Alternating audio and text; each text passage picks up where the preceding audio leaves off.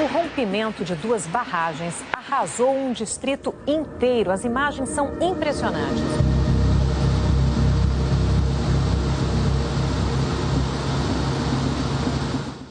Hi, I'm Sérvio Ribeiro, one of the head researchers of a series of scientific networks created by the Brazilian government and Minas Gerais state in order to investigate the impacts of the biggest disaster for mining in the whole world in the last century. This is the dam breach from the Samarco mine in Mariana city in Minas Gerais state. This breach resulted in the flood of the whole river basin. This is the Doce River basin that goes towards the ocean in southeastern Brazil and was completely destroyed by this mud. In the upper basin of this river, the entire communities, villages, pastures, agri-ecosystems, and riparian forests were completely destroyed. From the mid-basin towards the ocean, where we still have tropical rainforests in a very populated region, we have this mud accumulated in the margins of the river, and they are there for 2 years now, interacting with the forests and with the river ecosystems.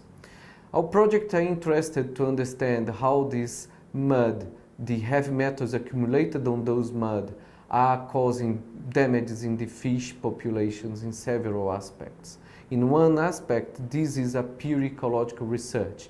We are interested, for instance, in how the preserved riparian forest in some parts of the river are causing inputs in resources for the rivers, like as insects and other organisms that can help to recover those populations. But at the same time, we're doing something that probably is very unique.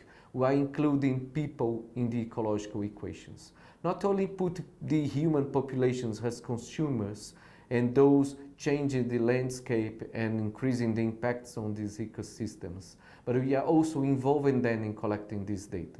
We have people using the land in a very damaging way because they rely on this river, which is very large. Now they have to change their attitude. And by producing the data we need, they will understand the whole process and their part on that. They will be considered as the ecosystem in a whole, and they be inserted inside these ecosystems. They can be empowered in two ways. One, by knowledge itself. They can see themselves interacting with the river and the forest and help to change how this relationship with man can improve their life quality. On the other hand, by understanding the impact they cause on the side of the impact of mining, they can charge on the government, on the mining company, and they ask for compensations in a better way. And by being part of learning, they can be capable to produce political pressure and scientific knowledge at the same time.